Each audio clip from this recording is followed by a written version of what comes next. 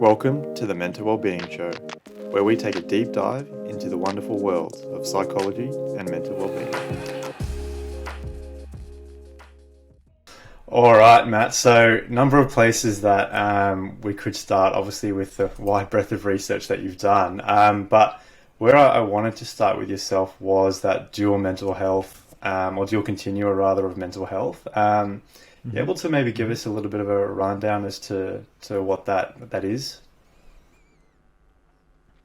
Yeah, I'll give you a bit of a background even of how we sort of stumbled over it. So for us, I've been working at this organization we've been called the Wellbeing and Resilience Center for the past 7 years. Our name's just about to change, but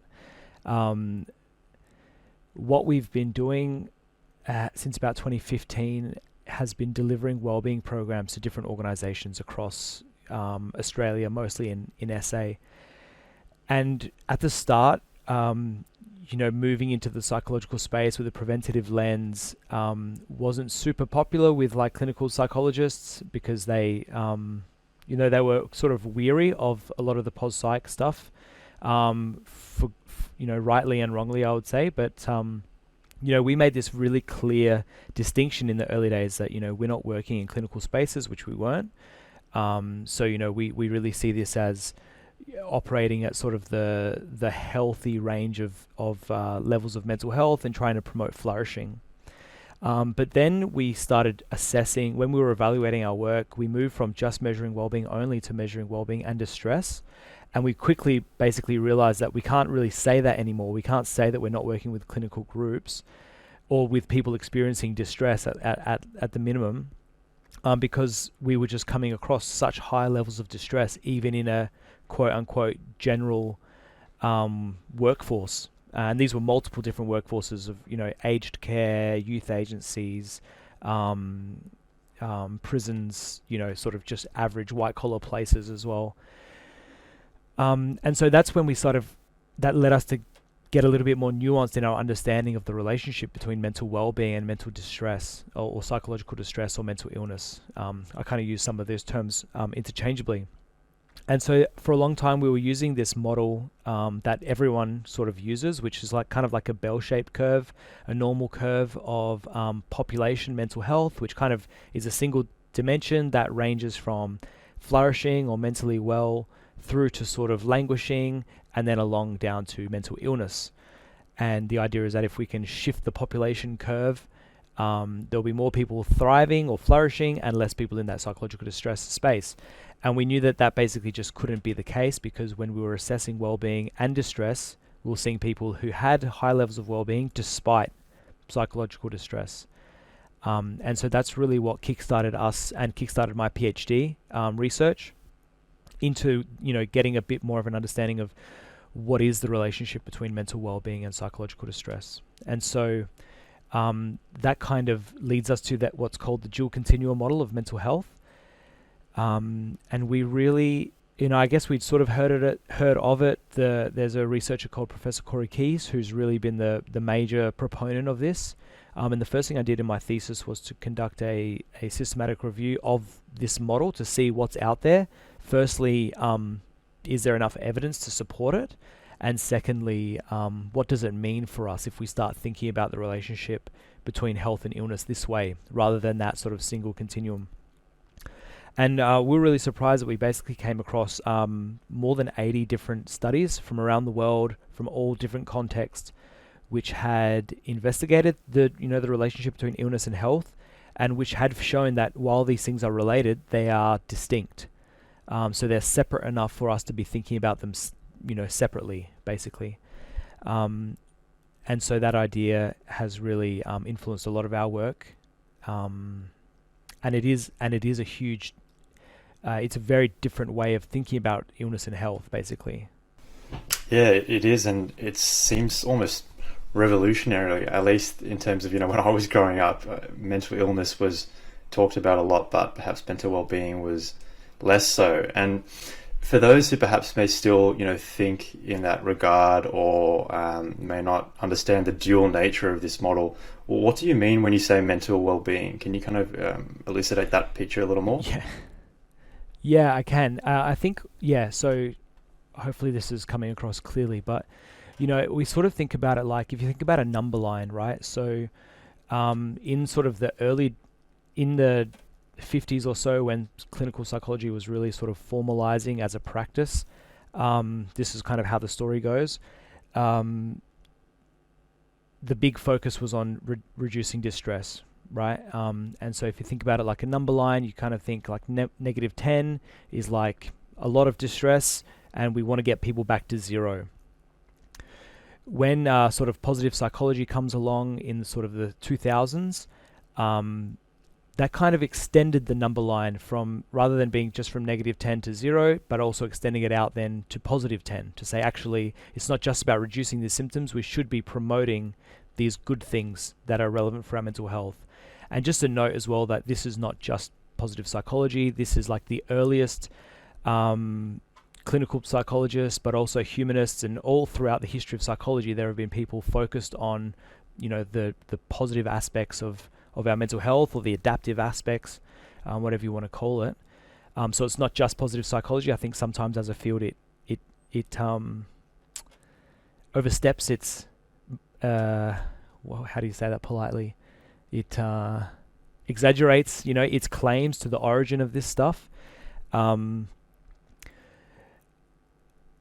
basically that's kind of the history. And so when people talk about mental well-being, they do talk about these sort of positive states of mental health. And so there are many different models of mental well-being, which kind of include lots of different dimensions of mental health. But we're thinking about things like positive relationships, having a sense of meaning and purpose in life, happiness, obviously positive emotion, life satisfaction, sense of autonomy, control, all these kinds of things. There's no really well accepted definition, and that's something else that we're working on at the moment, which is pretty exciting. But what this dual-continua model is basically saying is, rather than thinking of it as this this single continuum from negative 10 to positive 10, rather we need to think about it. It's sort of drawn as a cross section, so two axes. Where you have one dimension of mental well-being and one dimension of psychological distress. So that's a bit of a rough, it's still a simplification, obviously, because when you draw it with two axes, it makes it seem like they're totally independent, which is not the case. But it is helpful to get people to realize that actually you can have a level of mental well-being despite the diagnosis of a mental illness. And the opposite is also true, that it's possible to have low levels of mental well-being, which doesn't necessarily mean that you would be diagnosed with a mental illness. And that particular group is one that we focus on a lot. So these are people who are said to be languishing. So they have low levels of well-being. So if you remember, maybe they're not that satisfied with their life, they don't have that much purpose, relationships aren't that strong, not finding meaning and joy. We know that those people are at a greater risk of developing a future mental illness, and they really fly under the radar of our services, because at the moment we really screen for depressive symptoms, which is of course important. Nothing what I'm saying is aimed at reducing our focus on distress. But if you were a languishing person, you wouldn't really come up on a screener because you're not experiencing distress symptoms. What you are experiencing is the absence of mental well-being. And so a big part of the dual-continua model is then for us including or integrating measures of distress with measures of well-being as well, because we know that we can reliably improve mental well-being in this group of people. And there might be 20 to 30% of our population in that languishing group. They're not that hard to imagine when you think about the people in your life. And it's been receiving more and more attention, which is really cool. And Corey Keyes was featured in a recent New York Times article, which called "Languishing the Feeling of Blah." It was really written in the context of COVID. Like, a lot of people are really feeling kind of the absence of well-being. They're really getting to get that feeling, because so much of the impact of COVID has influenced directly our mental well-being. Things like sense of community, participation in our society, work, relationships with others. For people who have lost their jobs, maybe have a sense of meaninglessness or lack of purpose, those sorts of things. So what I'm hearing then is that if I'm someone in that quadrant without a mental illness, but I have a reduction in mental well-being, for example, my positive Yep. relationships are impacted, or I'm losing a sense of purpose and meaning in life, that is then somewhat predictive of me developing a future mental illness. Is that right? Yeah, exactly. So there's a couple of different studies that have shown that now. I mean, a lot of this stuff is still pretty early, but there are a few studies now. One just came out in Australia, which is really exciting. Actually, I think it had an ANU researcher was the lead author, Burns, I believe, and in collaboration with the Flinders author, which is kind of nice. Um, wasn't me, obviously, but that they've shown now in an Australian data set as well. There's like I think one in the UK and one in the USA, which show that when you follow people over time, it's those with low levels of well-being who are more likely to develop a future mental illness. And so again, it's not very common that you see such a large group of people in a society with a heightened risk factor who aren't really receiving much focus, and that's something that we're trying to address. It's also a challenge because in terms of priorities, we are rightly focused on the reduction of symptoms and distress and treating people with, who need help. And so resources are already stretched pretty thin. But this is, speaks back to the importance of prevention, basically. And I assume part of your research on this, you said I think your PhD was on that systematic review, that kind of built into that 2021 systematic review you did on PPIs, or positive psychology interventions on well-being. Is that right? Yeah, it did. So, the main way that what we do in our work is we, like I said, deliver wellbeing programs across large different cohorts across society. And what we wanted to do was to build a really effective and strongly evidence-based wellbeing program. And what we did to start that was to conduct a really large meta-analysis of basically the most effective ways to build wellbeing. And so just the one thing that I would just sort of clarify is that it wasn't necessarily pos-psych interventions. We actually didn't care where they came from, which theory. We just wanted to know what was effective. And so that's what made it a very large meta-analysis, because it included lots of different types of interventions.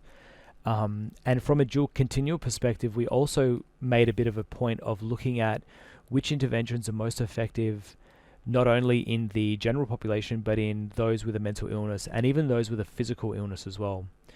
So I guess we didn't really know how many studies that would mean we'd have to run through. But we did come from, I guess, a really idealistic perspective of like, we want to break down these silos. We want to break down the difference between pos-psych and clinical psych and health psychology, like whatever else.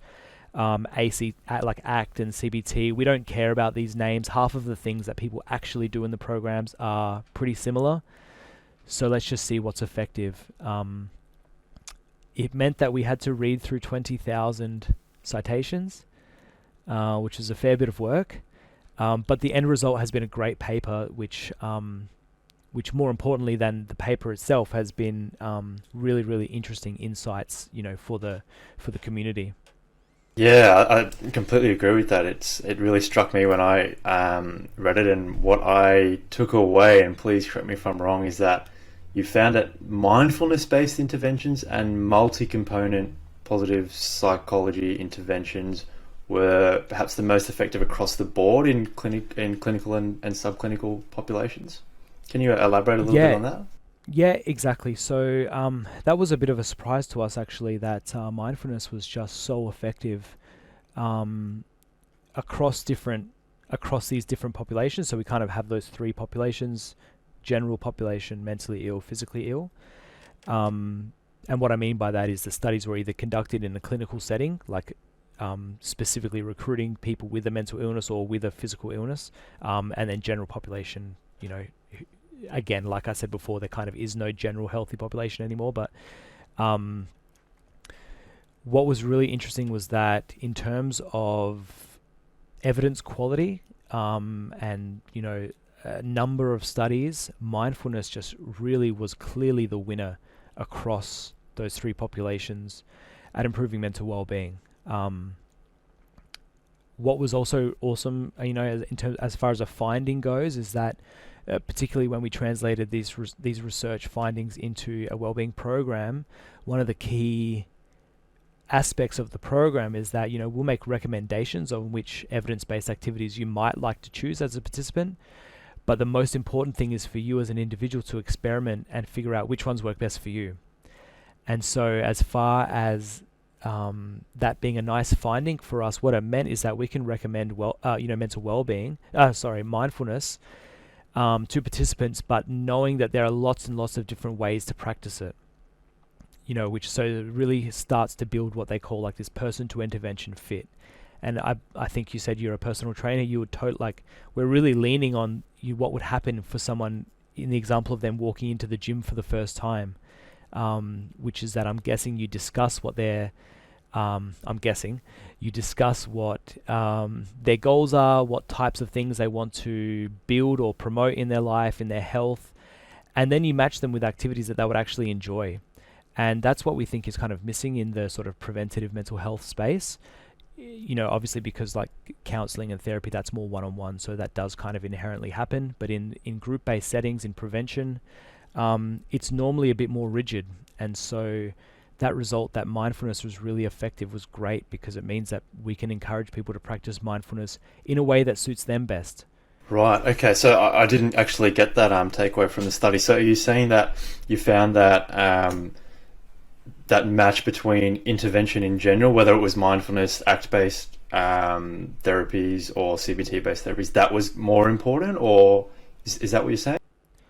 Oh, so that's not something that we came across. It's something that is kind of, I guess that's something that's out there a little bit. The idea is kind of almost just common sense anyway, that, enjoyment in it, enjoyment and engagement in an activity is more likely that you would continue it for one, but also then reap benefits from it.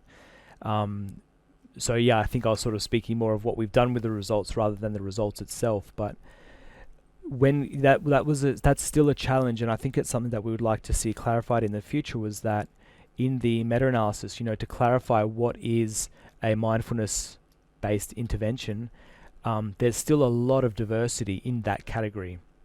So there are breathing exercises, there are meditation practices, there's listening to apps, there's walking in nature, there's a lot of different stuff there.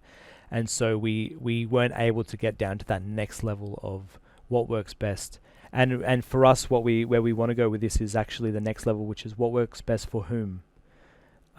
Because there were 50,000 participants. When you add up all the different studies from the meta-analysis, there's enough power there to sort of start to understand, are there gender differences, or are there age differences, or are there any demographic differences basically in what works best, so that we can start to tailor our recommendations to people.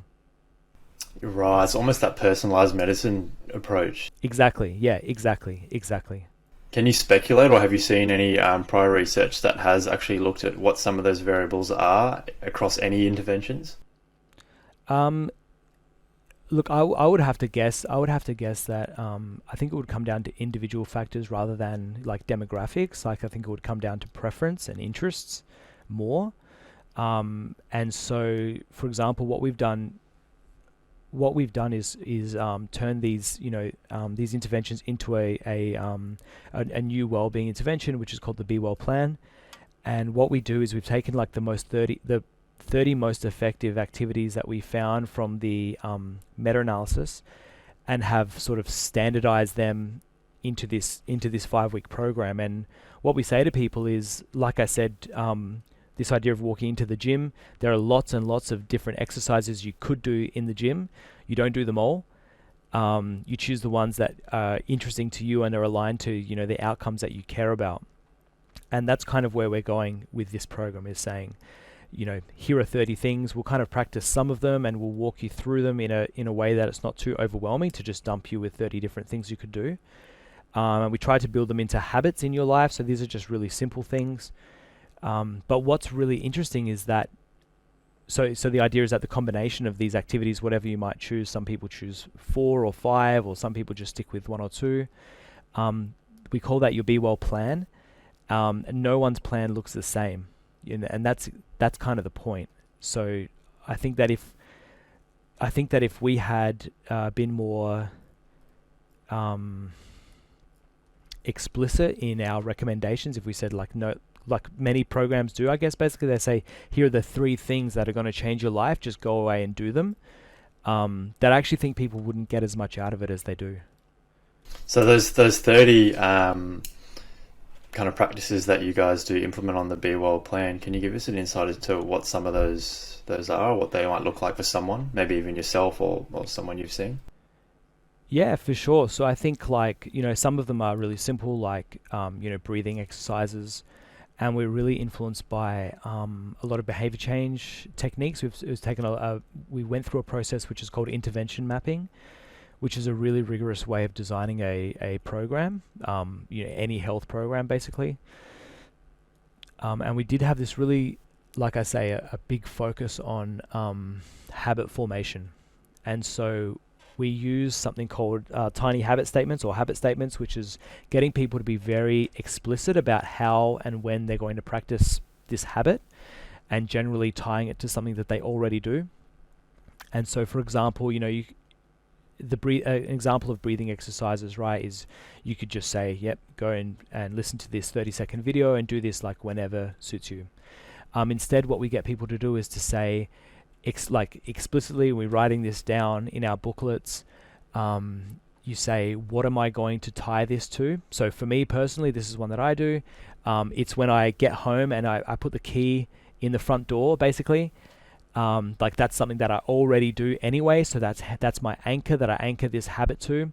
I put the key in the door and I take 3 really deep, slow breaths. And I just think about how I want to be when I go into the house. So I've got little kids at home. It's really easy to just like walk in the door and be preoccupied with your own stresses and tiredness and whatever else, but actually that's not who I want to be when I get home. So it's like super simple, right? But it just totally transforms the way that I act when I get home, basically. And so part of the habit statement is, so you're talking about explicitly, what am I going to do? What am I going to anchor it to in my day, which is the sort of the key in the door, and how will I celebrate once I've done that? And so for me, it's then going and giving a big hug to the kids. So that's like an example, right, of how we really try to embed these things. People are already super busy. When we talk about mindfulness and stuff, they think about like hours of meditation on top of a mountain somewhere.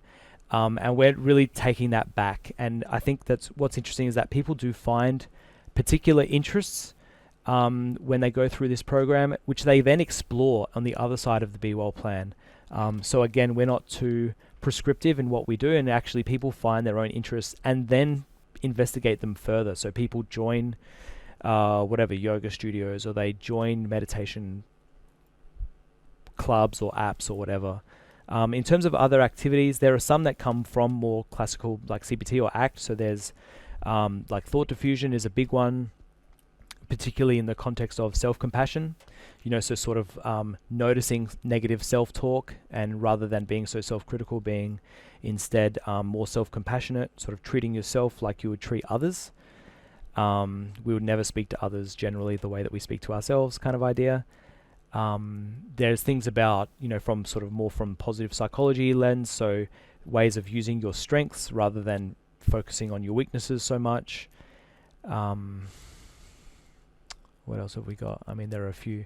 There's one which is really popular, which is this idea of meaningful pictures. And it's just a really basic way of connecting with what's meaningful to you and what is your purpose. And it's using your phone, basically. We take photos of things that are meaningful to us.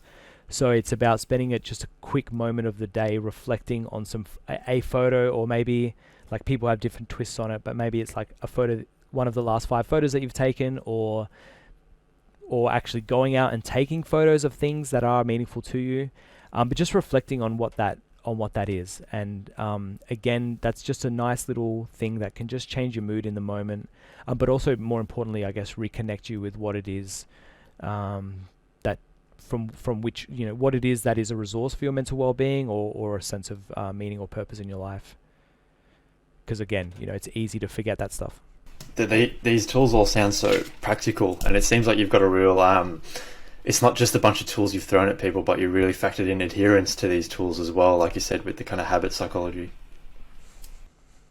Yeah, exactly, and that's what we're really excited about. So we've had the opportunity to evaluate the program now a few times, and we're seeing really great, effects, which we're really excited about. I think when we were working with a previous program that we were delivering in SA, we were sort of seeing effect sizes that you would expect to see, kind of that were average with the rest of the world. But with the Be Well plan so far, we've actually exceeded. So we've seen greater effects basically than what you would expect from a similar program, which is extremely exciting, but also, I guess, vindication for the extra effort that we put into the design of the program. And so we've still got a long way to go in terms of figuring out exactly what works and improving the program over time. But, indicate like as indication of what you're saying in terms of the program working from a habit perspective, we see like really, really large proportions of people hanging around for the 5 weeks, so it's 2 hours per week, so we don't really see very much drop off at all. We did a randomized controlled trial in uni students who are notoriously good at dropping off and dropping out of programs, so we really didn't see very many at all. I think it was like 92% adherence or something like that. But also that people are really satisfied with the sessions as well. So, we're really pleased that people are hanging around, and it is a pretty decent investment, 10 hours of your time over 5 weeks. They're satisfied with the program, and we're seeing the wellbeing impacts as well, and as well as reductions in distress too, which is kind of nice. No, it sounds, really, really useful for a lot of people. I'll put a link actually for people to, if they want to check out the Be Well plan or Be Well program. What's the official title? The Be Well plan. So, and just a note, so we're really keen on, getting this out to scale and making this something that can feasibly reach large proportions of, Australian society. And so we've got a train the trainer model, which is probably what you'll find if you look it up. So people always ask, where do I find this thing? It's not something that we sort of centrally deliver just to the general population. It's normally to workforces and stuff like that, because we need to find people basically to pay for the training, and that's most commonly in workplaces. And workplaces are a great vector into the society. But what we're moving towards is this train-trainer model where we have people upskilled and accredited in the Be Well plan, who are then delivering this out into the community. And there's a really large diversity of those trainers' interests, which is really nice. So a lot of them want to work in different disadvantaged areas, or others do want to work in workforces or whatever remote and rural communities across the country. So I think we've got Be Well trained trainers in almost every state. I don't know about Canberra actually, but hopefully at some stage. And these people go out and deliver the training, for their own like commercial profit sort of thing. So we're trying to make this as scalable and as effective as possible.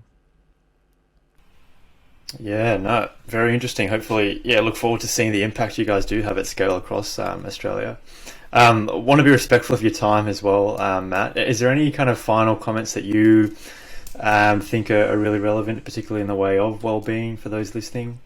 No, look, I appreciate the opportunity to be here. I think in terms of final words, just like I said before, is that we were really interested to see that mindfulness was so effective, and there are lots of different ways to practice it. So in terms of recommendations, it's an easy one to give, which is go out there and figure out a type of mindful practice that suits you.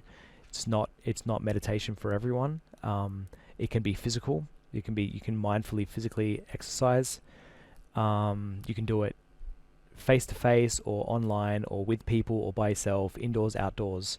Just go and practice something and get a bit more connected to them into the moment, which I think is a big challenge for us. There are lots of distractions at the moment, so that's the one thing I would give.